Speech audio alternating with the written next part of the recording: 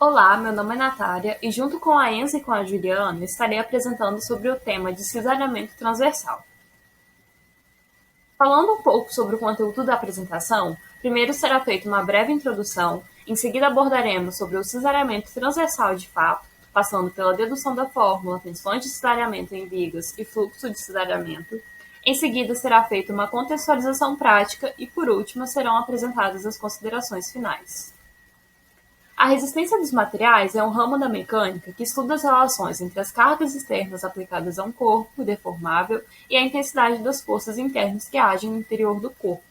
Dentro da engenharia civil, esse conhecimento referente à resistência dos materiais é imprescindível para a seleção de sistemas estruturais, dos materiais componentes e das dimensões dos elementos desse sistema, servindo como base tanto para a análise dos esforços quanto para o projeto estrutural de fato. Dentro desse contexto amplo de conteúdos relacionados à resistência dos materiais, serão analisadas nesse trabalho os aspectos que envolvem o cisalhamento transversal e a determinação dessa tensão em vigas, as quais, em geral, suportam cargas de momento fletor e de cisalhamento. De início, vamos definir o que é cisalhamento. Segundo Himmler, a tensão de cisalhamento é o resultado de uma distribuição de tensão de cisalhamento transversal que age na seção transversal da viga.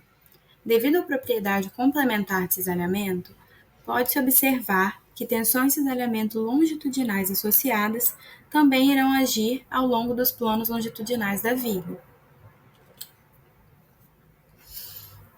Para explicar como a tensão de cisalhamento se desenvolve nos planos longitudinais, serão consideradas duas situações, utilizando como objeto de estudo uma viga formada por 3 tábuas. A primeira será a análise a partir das tábuas soltas e a segunda irá considerar tábuas unidas. Na primeira situação, ao aplicar uma carga P nas tábuas soltas e considerando que as superfícies superiores e inferiores sejam lisas, as tábuas deslizam umas sobre as outras, gerando então deflexão. Já na segunda situação, utilizando as tábuas unidas, ao considerar que a força P seja aplicada sobre elas, pode-se observar um impedimento no deslize das tábuas. Isso ocorre devido ao surgimento de tensão de cisalhamento longitudinal, o que implica na viga como unidade única.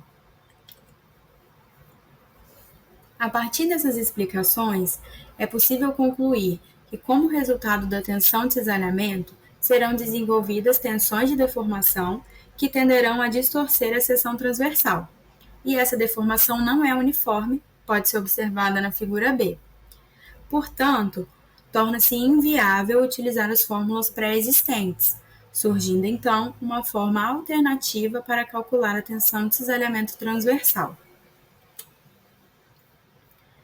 A fórmula de cisalhamento transversal surge a partir da fórmula de flexão e da relação entre momento fletor e cisalhamento. A relação entre a distribuição da tensão de cisalhamento, que age na seção transversal de uma viga, e a força de cisalhamento resultante na seção se baseia no estudo da tensão de cisalhamento longitudinal e nos resultados obtidos através da relação de esforço cortante. Essa relação pode ser demonstrada a partir do equilíbrio da força horizontal, de parte do elemento e da distribuição de tensão normal que age no elemento. A distribuição de tensão normal é ocasionada pelos momentos M e M mais dm, e os efeitos das forças que ocasionam o cortante podem ser desprezados, pois não se envolvem no somatório de forças horizontais. Diante das considerações feitas, e tendo em mente que a tensão de cisalhamento longitudinal seja constante por toda a largura T da face interior, aplica-se a equação de equilíbrio das forças horizontais utilizando a fórmula de flexão. Realizando as devidas simplificaç'ões da fórmula, sabendo da relação do esforço cortante e a localização do centroide da área A', que é determinado por Y', encontra-se a seguinte equação para momento de primeira ordem, que é representada pela letra Q. Por fim, Fazendo as devidas substituições, encontra-se a expressão para a tensão de cisalhamento, que é dada por tal,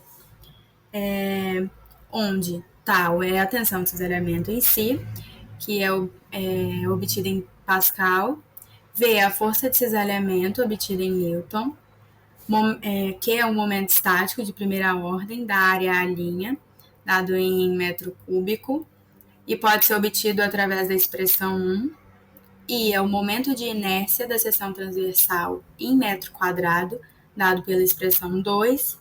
T é a largura da seção transversal no ponto em que a tensão de cisalhamento deve ser determinada e é dado em metro. É importante ressaltar que, como a equação foi obtida a partir da fórmula de flexão, é necessário que o material se comporte de maneira linear elástica e tenha o mesmo módulo de elasticidade sob tração e compressão. Bom, nessa seção de tensões de cisalhamento em vigas, irei explicar como se aplica a fórmula do cisalhamento e a distribuição da tensão em tipos comuns de seções transversais de vigas. Começando pela seção transversal retangular e considerando a altura como H e a largura como B, a distribuição da tensão de cisalhamento ao longo de toda a seção transversal é determinada calculando-se a tensão de cisalhamento a uma altura arbitrária y do eixo neutro, que é essa linha denominada de N, bem ao meio da viga na segunda foto, e posteriormente montando-se o gráfico da função. Primeiramente, para tal, calcula-se a área abaixo de y e depois aplica-se na fórmula de cisalhamento. Como podemos ver, em 1 temos a área da seção e logo após, em 2, substituímos o valor do momento estático encontrado em 1 na fórmula de cisalhamento.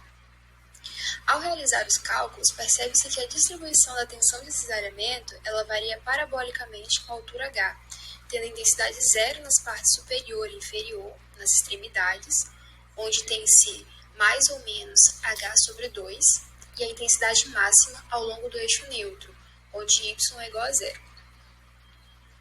Logo, a tensão máxima é calculada através da substituição de y igual a zero na fórmula. Realizando o cálculo, a gente tem que a tensão de cisalhamento máxima ela equivale a 1,5 vezes a tensão de cisalhamento média, ou seja, a máxima é 50% maior que a média. Segundo Ribler, na edição de 2010, devido à propriedade complementar da tensão de cisalhamento em uma viga, ela atua tanto na seção transversal quanto nos planos longitudinais, como é possível observar na figura, onde a viga foi cortada por um plano longitudinal na altura do seu eixo neutro, onde a tensão de cisalhamento máxima atua.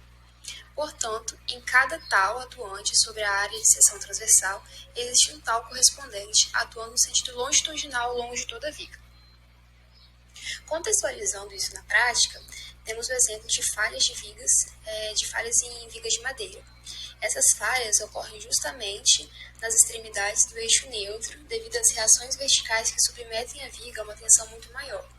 Além disso, a madeira ela possui uma resistência baixa ao cisalhamento, ao longo de seus grãos que são orientados na direção longitudinal. Já as vigas de abas largas, que são aquelas que possuem duas abas e uma alma, como representado na figura ao lado, também temos que a tensão de cisalhamento varia parabolicamente, uma vez que essa seção transversal pode ser tratada como uma seção retangular, com uma largura da aba superior e inferior equivalente a B e a espessura da alma TW. Porém, a tensão de cisalhamento em vigas de abas largas ela varia apenas levemente ao longo da alma e salta na junção da aba com a alma, devido à mudança de espessura da seção, mudando, consequentemente, o T da fórmula de cisalhamento. Em função desse formato, a alma suporta significativa mais força cortante do que as abas. Bom, agora comentando um pouco sobre a limitação da fórmula de cisalhamento, podemos partir do ponto em que essa fórmula utiliza a premissa de que a tensão de cisalhamento ela distribui-se uniformemente sobre a largura T da seção em que ela é determinada. Ao verificar a precisão dessa hipótese com uma análise matemática mais exata, baseada na teoria da elasticidade, conclui-se que a distribuição real da tensão de cisalhamento ao longo do eixo neutro ela varia de diferentes formas. Quando se trata de uma seção transversal de uma viga retangular, O valor máximo da tensão ocorre nas bordas da seção e sua intensidade depende da relação B sobre H. E comparando os resultados obtidos pela fórmula de cesariamento e pela teoria da elasticidade, tem-se que a tensão calculada pela teoria é apenas 3% maior. Já quando se trata de uma seção larga, essa discrepância sobe para 40% e tende a aumentar à medida que a seção transversal torna-se mais larga. Assim, concluímos que a fórmula é válida para cálculos de elementos prismáticos retos feitos de material homogêneo com comportamento linear elástico, e não se assegura resultados precisos e confiáveis quando aplicada a elementos com seção transversal curta, larga, pontos em que a seção transversal muda subitamente ou pontos de contorno inclinado, que são aqueles diferentes de 90 graus. Para cálculo desses elementos, recomenda-se métodos mais precisos, baseados na teoria da elasticidade.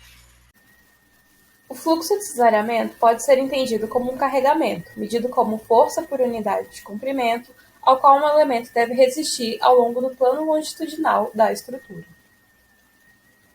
Em estruturas compostas por vários elementos, vemos a aplicação desse conceito.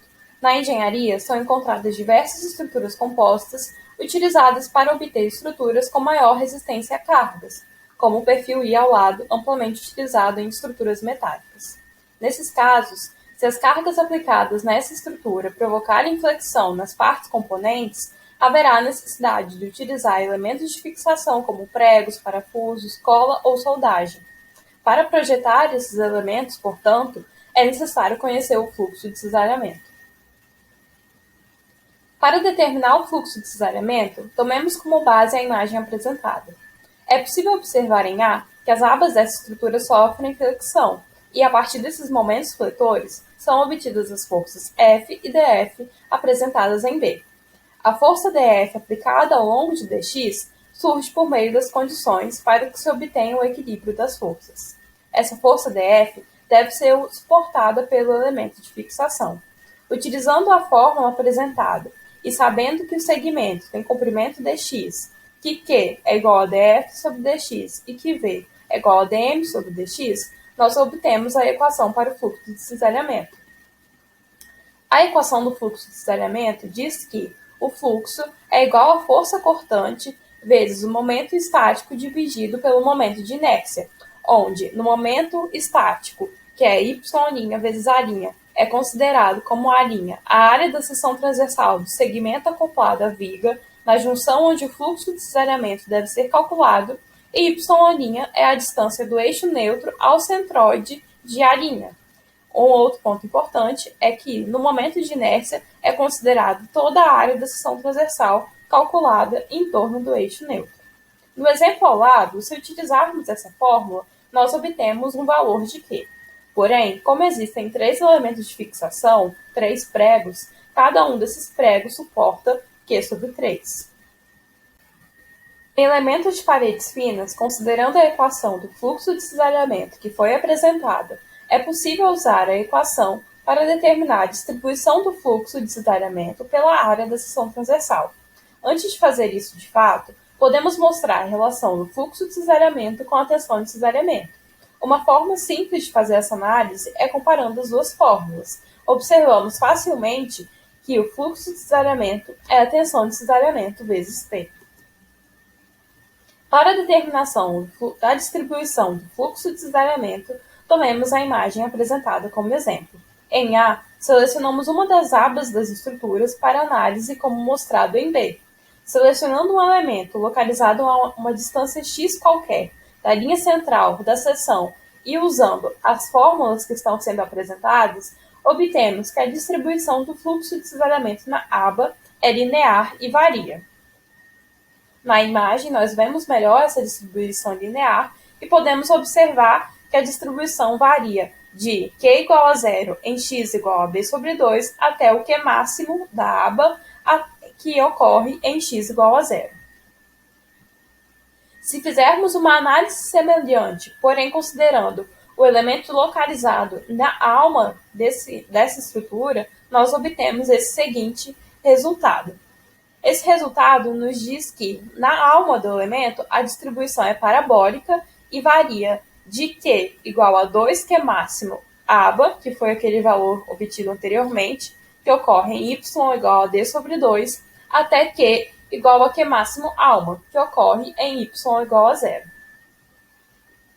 De forma geral, nós temos que o valor do fluxo de cisaliamento ele varia na seção transversal, linearmente ao longo dos segmentos perpendiculares à direção de V, como na aba da estrutura anterior, e parabolicamente ao longo de segmentos inclinados ou paralelos em relação a V, como na alma da estrutura anterior.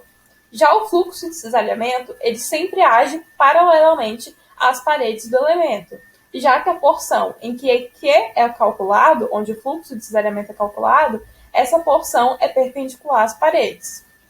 Por último, o sentido da direção do fluxo de cisalhamento é dado em uma direção tal que dará as componentes necessárias da força vertical equivalentes a V e ainda satisfará os requisitos do equilíbrio da força horizontal para a seção transversal, como a gente pode ver no exemplo ao lado. Ou seja, esse sentido ele flui pela seção transversal para dentro na aba superior, para baixo na alma e para fora na aba inferior.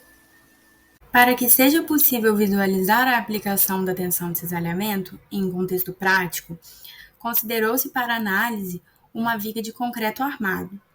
Ao dimensionar essa viga, é importante considerar a flexão antes do cisalhamento, de modo a determinar as dimensões da seção e o arranjo da armadura para providenciar a resistência de momento necessária.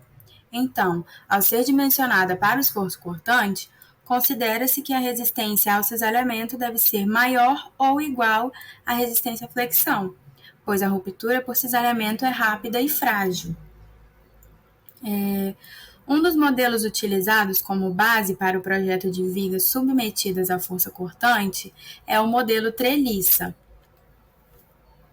Considerando então esse modelo citado, para o dimensionamento da estrutura, admite-se que a tensão de cisalhamento na viga é resistida uma parte pela armadura transversal, enquanto a outra parte é resistida por outros mecanismos.